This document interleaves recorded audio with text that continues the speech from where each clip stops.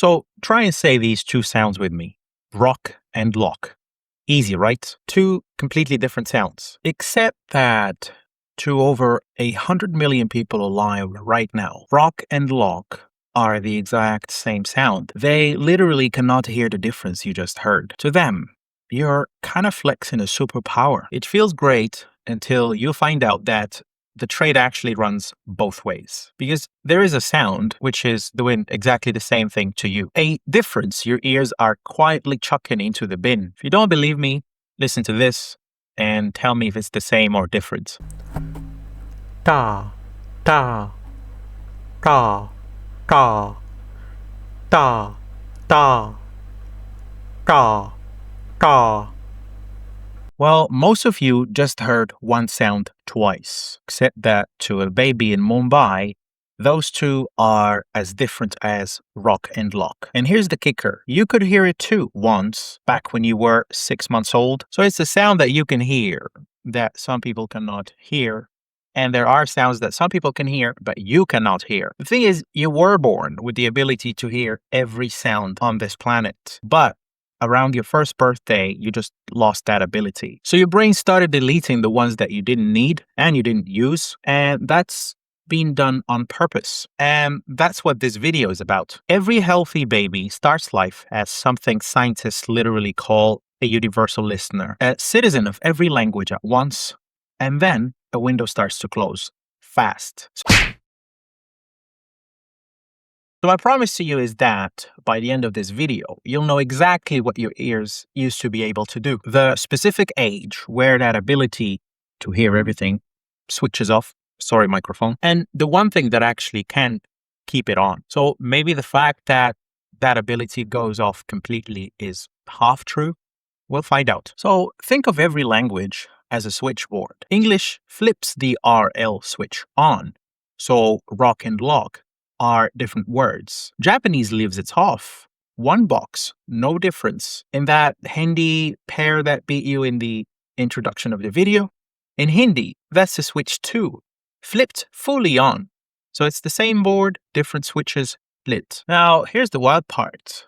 A newborn is born with every switch flipped on, and any baby, any parents can hear the English RL and the Hindi T's.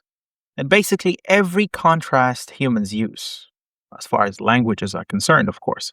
And they are able to do all of that before they can even understand a single word. Babies are better at raw sounds than the adults that are raising them. And they got a head start, even before birth. So in the last few months in the womb, a baby is already eavesdropping, muffed, but listening to the rhythm and melody of the voices around them. So much so that newborns' very first cries carry the tune of their mother's language. French newborns tend to cry on a rising note, German newborns a falling one. They've been practicing the melody for months. So babies start as sound geniuses, which raises annoying questions such as, how do we even know that? How can we test that? Babies can't talk, they can't follow instructions, and might even fall asleep on you mid-experiment. So you can't ask them. So scientists got clever and built experiments around the two things babies do reliably: suck and look. The first trick is to hook a pacifier to a sensor, play the same sound over and over again. The baby gets bored and sucks slower. Then sneak in a new sound. If the baby suddenly sucks faster, that little "wait, what was that?" would look like a spike, makes us know that they heard the difference. The second trick is more for older babies. So you teach them that whenever the sound changes, a toy in the corner lights up and dances. Pretty soon, they whip their head towards the toy the instant they catch the change. So their little neck does the talking. It's simple, a little adorable, and it cracked open one of the biggest findings in the field. Because when you run this on babies of different ages, you catch the exact moment that superpower switches off. So remember the two sounds that beat you in the introduction of the video, the Hindi pair?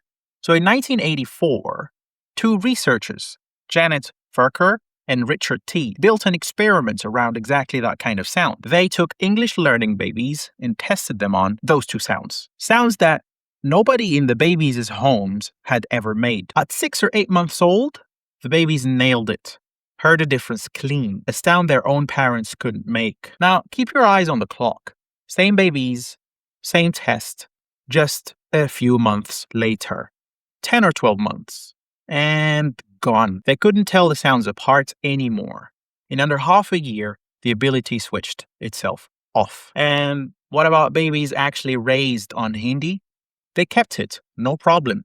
So the window doesn't close on a timer. It closes around whatever your language decides it doesn't need. There's even a name for this engine. It's called the perceptual magnet, which means once your brain locks onto the ideal version of a sound in your language, nearby sounds get pulled towards it, like a magnet, until you stop noticing they were even or ever different. Your native sounds become magnets. Everything else gets sucked and blurs with your native sounds. So it's automatic, it's fast, and it's mostly done by your first birthday. Which raises another interesting question. What actually flips the switch? Is it just hearing the language around you? Sorry, microphone for the second time. It turns out no. And this next part is genuinely useful, especially if you've got a kid. Patricia Cole had a beautiful experiment. She took 10 American 9-month-old babies, and before the window slams shut, she gave them a few weeks of Mandarin. The question was, can a fresh dose of a new language hold the window open for Mandarin sounds? She did this experiment with 2 groups. Group 1 got live sessions, a real person in the room, reading and playing in Mandarin. It worked. Those babies held onto Mandarin contrasts they otherwise would have lost. The second group got the exact same dose of Mandarin. Same person, same script, same amount of hours. But this time it was through a screen. So they watched a video with its audio. And what were the effects? Basically nothing. There was no learning. And the kids were not able to hold on onto the contrasts of Mandarin sounds. Let me be a little bit careful here, because this is one specific kind of learning, raw speech sounds in a short lab window. So it is not a verdict on all screen time, but the signal is striking. Turns out, to crack the sound system of a language, babies would need a live human interacting with them. So you can't outsource that to a glowing rectangle. So me saying all this time that there are sounds you can't hear, it's time for me to come clean. Sorry, microphone, for the 3rd time. It is not that the sound stops reaching your ears. Sorry, microphone, for the 4th time. It does reach your ears, and your hearing is fine. What changes is the upstream in the brain. The sound still arrives. Your brain just drops it into the nearest familiar box and stops flagging it as new. You're not deaf to the difference. You've been trained to treat it as same. And here's the hopeful bit. It's not a locked door. Japanese adults trained on the R versus L with the right kind of practice and feedback measurably get better at hearing it. So harder than it would have been at 6 months old? Massively. But is it impossible to now learn the difference? No. Even the famous window is softer than the clickbait. So scientists now call it a sensitive period, not a hard cliff. It narrows gradually and a little stays open. So to say cannot really means your brain stopped bothering too. So why would your brain throw away a superpower? Because it isn't a loss, actually. It's specialization. A newborn keeping every possible distinction means that newborn is paying for options they will never use. So your brain looked at the sounds that actually mattered in your world and got ruthless and lightning fast at exactly those by ignoring the rest. So that's the trade. You gave up hearing every language to become effortlessly and brilliantly fluent in yours. So the Hindi T's, the Mandarin tones, the RL from the very start of a video, your brain didn't fail to learn them.